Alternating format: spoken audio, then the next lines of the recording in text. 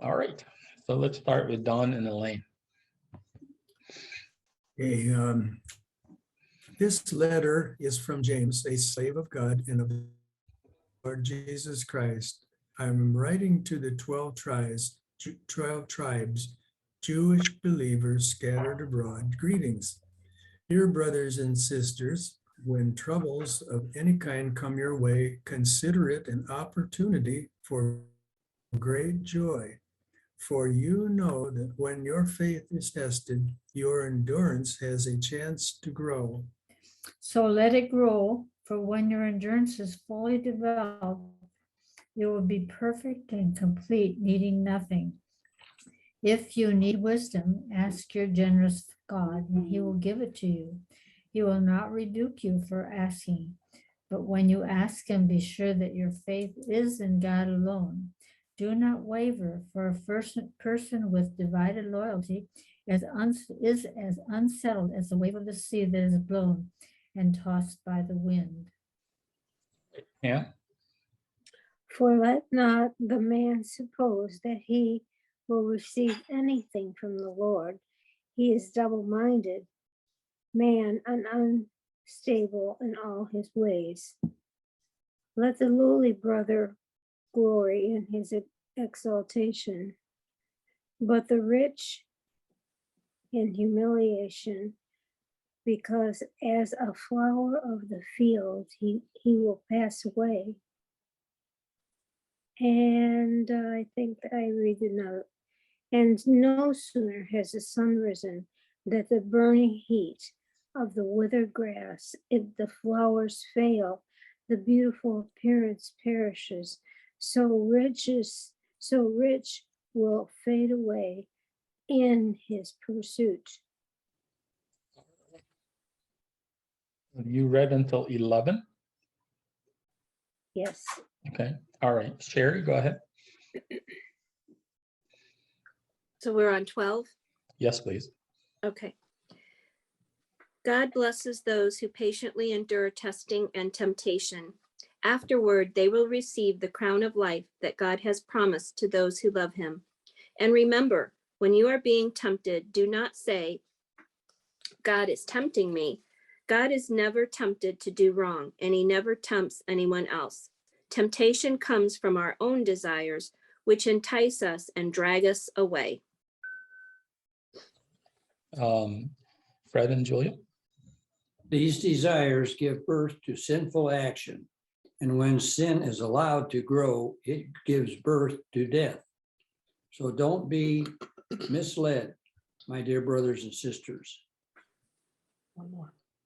Whatever is good and perfect is a gift coming down to us from heaven, or from God our Father, who created all the lights in the heavens. He never changes or casts a shining shadow. Shifting. He chose to give birth to us by giving us his true word, and we, out of all creation, became his prized possession. Understand this, my dear brothers and sisters, you must all be quick to listen, slow to speak, and slow to get angry. Human anger does not produce the righteousness God desires. Hannah. We are in 21, go ahead, and 21 to 24. Okay, therefore get rid of all moral filth and the evil that is so prevalent, and humbly accept the word planted in you, which can save you. Do not merely listen to the word and so deceive yourselves. Do what it says. Anyone who listens to the word but does not do what it says is like someone who looks at his face in a mirror. All right, go ahead and finish it up, Todd. For he observes himself,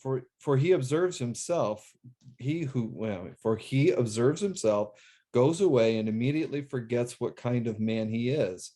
But he who looks into the perfect law of liberty and continues in it, and is not a forgetful hearer, but a doer of the word, this one will be blessed in what he does. Good. If anyone among you thinks he is religious and does not bridle his tongue, but deceives his own heart, this one's religion is useless. Pure and undefiled religion before God and the Father is this, to visit the orphans and widows in their trouble and to keep one's self unspotted from the world. All right. Well, I know for me, this is at least 4 sermons in this one chapter. It is by far one of, there's just so much meat in this. So I will try to summarize everything as short as I possibly can. Anything pop out at you? Anything stand out as you read this chapter? I love this James 5:2-1-5, that if you lack any wisdom, let him ask of God and give it all liberally without reproach, and he will give it to you. I think that's wonderful. Right. And I've memorized. Go ahead, I think she's frozen. Pam. Did you freeze? I'm sorry, Pam. Looks like you froze up. I don't know if you can hear us. But I know for me, we're living in a world now where you gotta pay for every wisdom that you can get. I'm sorry, there you are. Okay, go ahead and repeat everything you said because you froze up. So you stopped with you love verse 5. Go ahead. And any of you lack wisdom, let him ask of God, who gives it to you liberally without reproach, and will be given to him. I just think it's a wonderful verse, and I like to memorize it. I do memorize it. Awesome. Amen. Yeah, because the fact that he gives it liberally, I think for me is huge. I know for me, I hate those. I hate joining webinars, and they'll say, "Hey, it's actually a marketing ploy." It's like, look at all these stuff that we can give you, to stop diabetes, or so you can earn so much money, or stuff like that. But you have to sign up for a month, and it's on sale. It used to be $300, but if you sign today, it's $120. That's not a generous way of, and many times it's not even wisdom. That's the thing that gets me. I'm so over those things right now because they're really good marketers. It's just, but with God, he's like, no, I want to give it to you, and I want to give it to you generously. And I think that's one of the neatest things about God.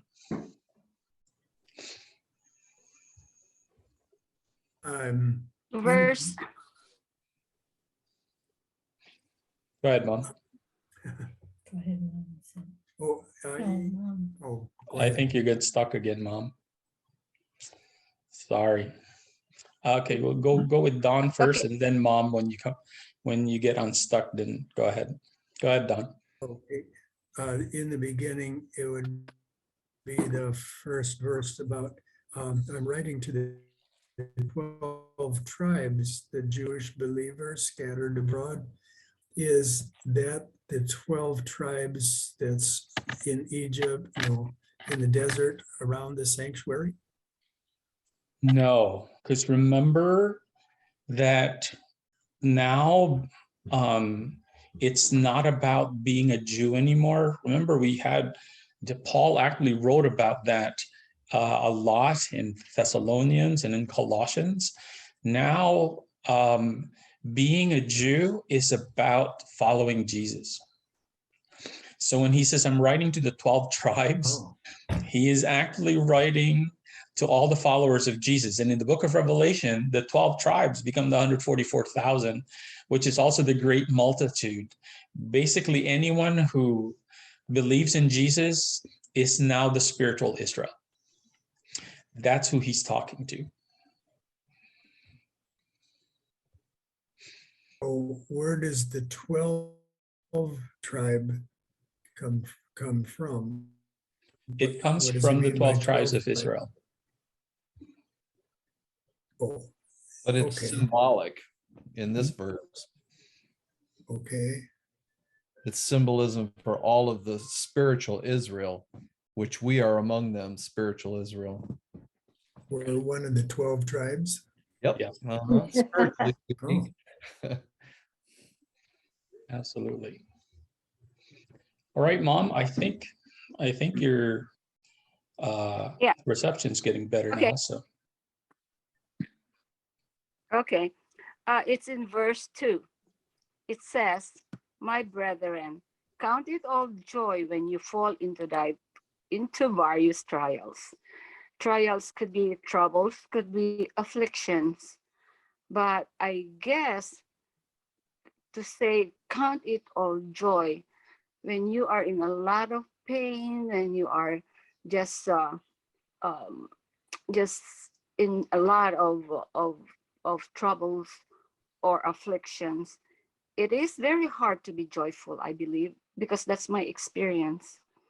I could cry, I could do other things. I could cry out to God and say, "God, please hug me because I'm in a lot of pain."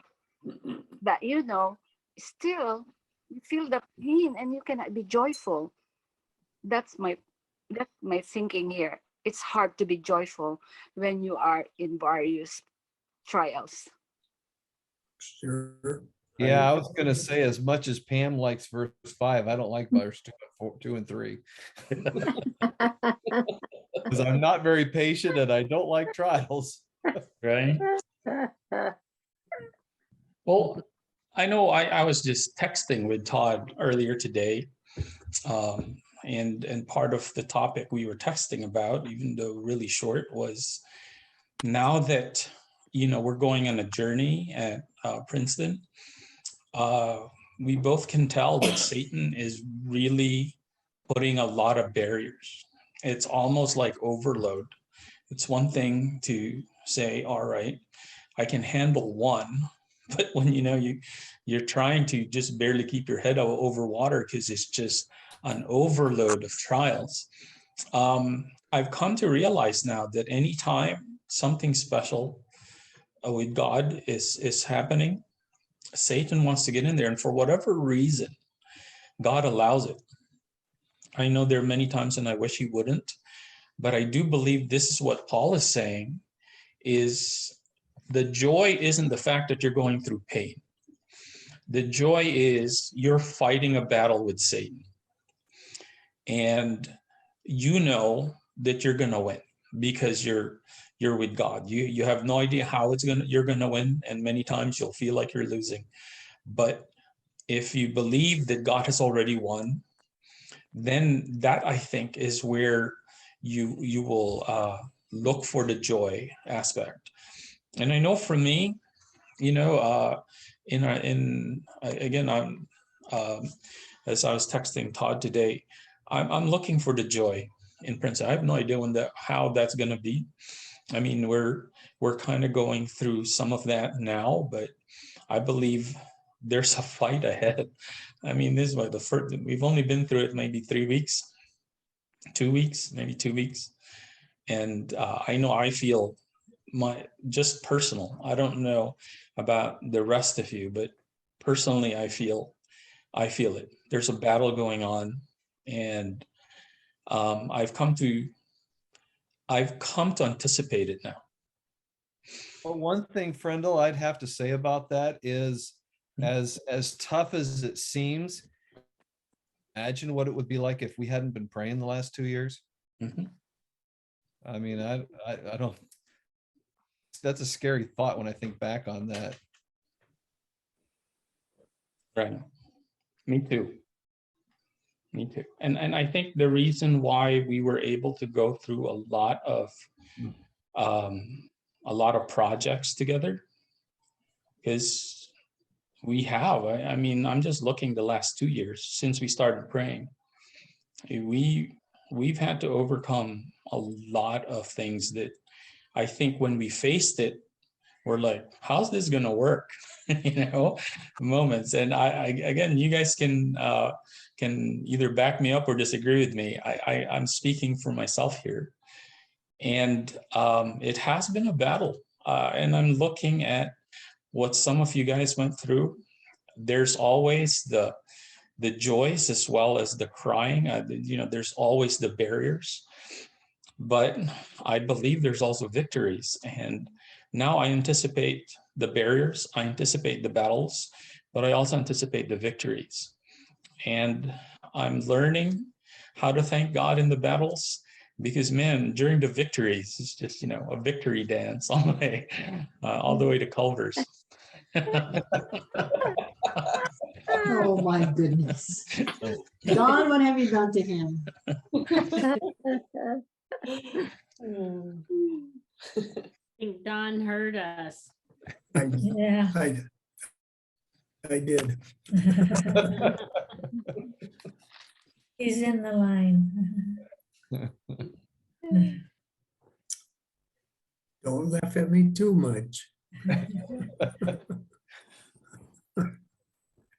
Yeah, because going on to verse 12, No, all we know is that God, when he says God doesn't tempt you, I believe the trials are there not so you can fall. The trials are there to make you stronger.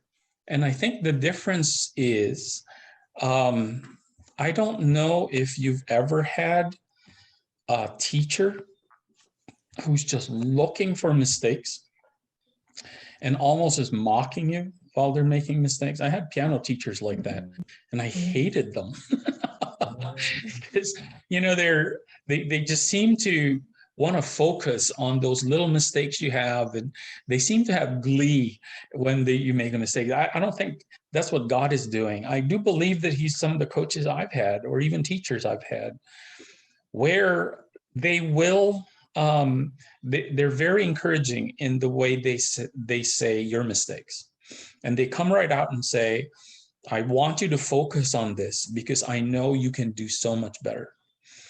It's like, I don't know, trainers in I don't know if you've ever had them in fitness gyms, where they want to push you as hard as they can so that you become stronger. And I think that's what God is saying. It's not about trying to let us trip up. It's about knowing our possibilities. And this is the thing about God, is he knows exactly how fruitful we can be. And so what Paul is saying here is, when God is testing us, just understand that if we patiently endure it, in verse 12, there is a crown of life. There is a reward. And I believe we have a God who's really good at giving rewards. And I'm going to talk to our teachers here today. And you guys plan rewards really well, don't you? I'm going to ask Sherry. When you look at your class and you want to give those medals at the end and rewards, you almost picture, I'm guessing you almost picture the joy that the kids would have. And, you have the speeches ready, right? Why don't you talk about it, Sherry? Because I'm only guessing on this point. Well, you just have to look at what each child is good at, and you just focus on that, and just have the whole class embrace whatever it is for each child to get everybody involved. Yeah, it's very special. And have you had those moments with kids that, they never thought they could make it, or, they struggled throughout the year, and then when they finally make it, there's just a little more special in that moment? Definitely. It's great when you're working with somebody over and over and over, trying all these different methods, trying to get them to get it. And then all of a sudden they get it, and it's just wonderful. Right. Yeah. Right. I think that's what God is. And I know when I saw God in that way, when I finally had positive experiences with teachers, and I saw God in that way, man, it changed my view of God. It changed my view of trials.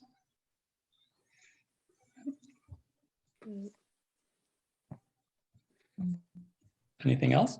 Everything gets worse after it's working. Is it worse? It certainly isn't any better. I'm I thought sorry. it was interesting. I thought it was interesting to read verse 13, because I think it's easy for us to say, well, God's doing this, but it's not. He clearly states he doesn't even tempt. He allows it, as you said, but he doesn't tempt. And I just never seen that before. Yeah, it seems like 13 and 14 tells us that we're doing our own tempting. Mhm. Yeah. and I understand. I tempt myself to Dairy Queen once in a while. Once in a while. Really? He tempts himself to Dairy Queen sometimes. Yeah, everything in the dairy. And I know 19 and 20, man, I know we talked, our series is about anxiety and anger. And one of these days we'll talk about this. How being slow to speak and quick to listen can get you to be slower to be angry. Absolutely. And again, with 28, I'm sorry, in 20, it seems to me that God says, yeah, anger is natural, but anger does not produce righteousness that God desires. What do you guys think of that?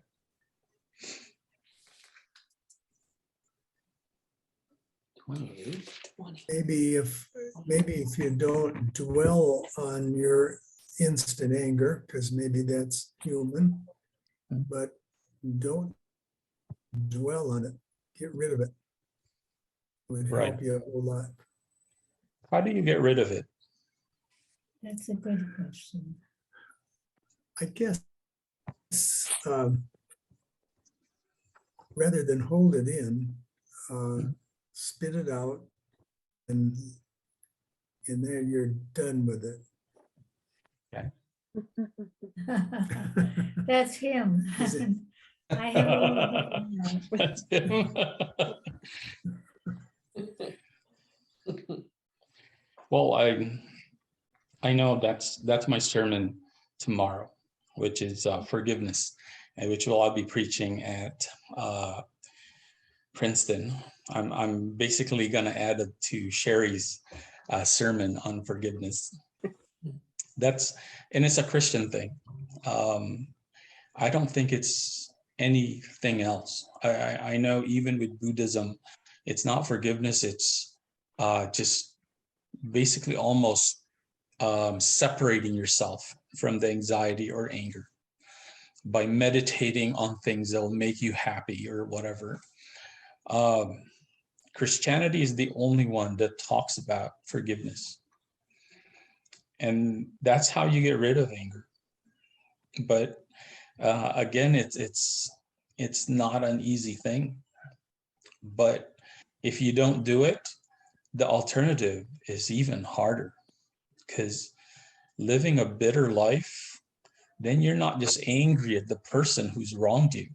All of a sudden it ekes out in everybody, that even the people you love gets to feel your anger. And so what Paul says here, and again, this is a 45-minute sermon for me, so I'm going to try to put it in 2 minutes. When he says listen, you need to be quick to listen. I've known people who don't want to listen, and you probably have talked to people like that. They won't even let you get a word in edgewise. They can talk for 20, 30 minutes, And I don't even know when they breathe because I'm waiting for a time to breathe, but they don't want to listen. And because of that, a lot of their anger even starts growing. And then there's slow to speak. Because I think even with anger, the more you speak, especially when you start insulting the other person, the angrier you get.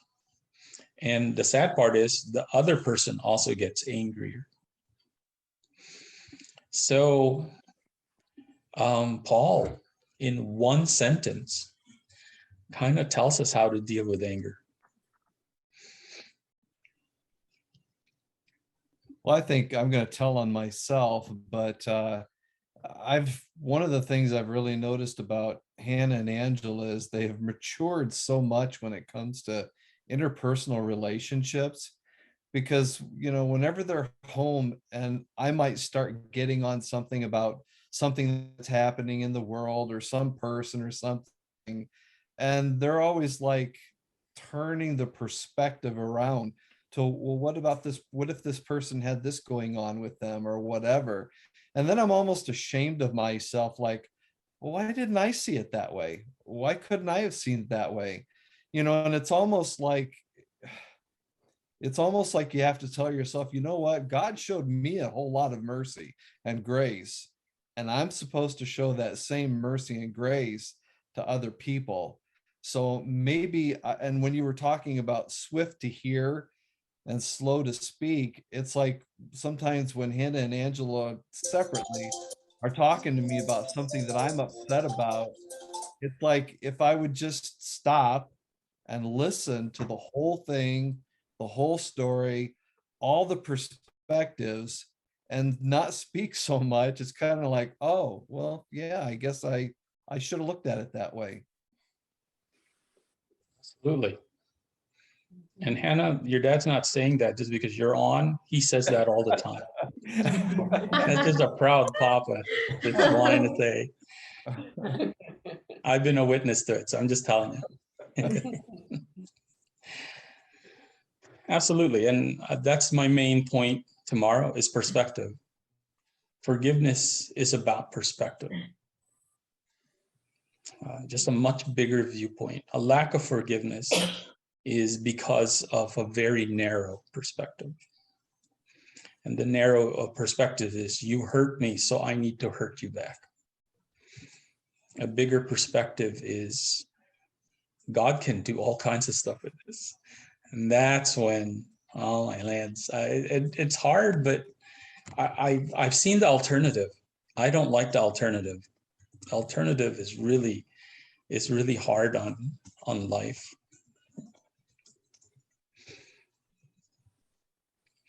And last but not least, I know we're a little over on time, and I hope it's okay since it's Friday. These last two verses about, imagine Paul saying, look, you really want to be a religious person? You need to hold your tongue. You need to be able to control your tongue, especially when you're angry. And pure religion is not so much doctrine. It's not so much how many times you go to church or even what you eat. And I think this is very congruent with Jesus' teaching. It's about how you treat others. So Paul goes so far as saying pure religion is how you treat. And he talks about orphans and widows. Why do you think he talks about orphans and widows in their distress? Why them? They're the most vulnerable. Yeah. And so basically, I think that's what God is saying. If you really are going to be close to God and you want pure religion, your antenna is always on for the vulnerable, for people who are distressed. And by the way, during Paul's time, the orphans and widows were the lowest of the low. They're the homeless people. And I know there's not so much here in Chicago. Almost every corner, especially in the city, you will have people that, we think are homeless. I know there's a lot of scams going around as well, but there are some who are homeless, and they're the ones that people don't want to notice. Yeah, they're the ones that, you just want to get to where you're going, and you just don't want to give the time of day to this people. Orphans and widows are like that as well. And I know when you go to third world countries, I know some of the times that I really, what really breaks my heart is when you have mothers with babies in the middle of the streets, just, panhandling. And even then, it's hard for me to know what to do when that happens. But these are the people that Paul talks about, how society just pushed them aside and just basically say, that's tough, but figure it out. But the early church, they didn't say that. They're like, no, we want to be open to giving you what you need. And I think for me, that's why the ministry of PADS and even Second Story resonates with me, because it resonates with what's happening here. And for me, a lot of the prayers that touch me would be people, that like Sherry and Gladys, who work with kids like this, who are just have so many needs, type of a thing, because they seem to be, it kind of goes, I think it goes with the single moms nowadays, the single moms with special needs kids. Those would be the orphans and widows that Paul is talking about, because these guys are 24/7 having to deal with, 24/7 stress. They rarely have time to rest and to be at peace. And many times churches don't have the capabilities to minister to these people, because they're a handful. You really have to have just that much more patience and skill. But that's why the last two verses really resonate with me. Any other comments, questions?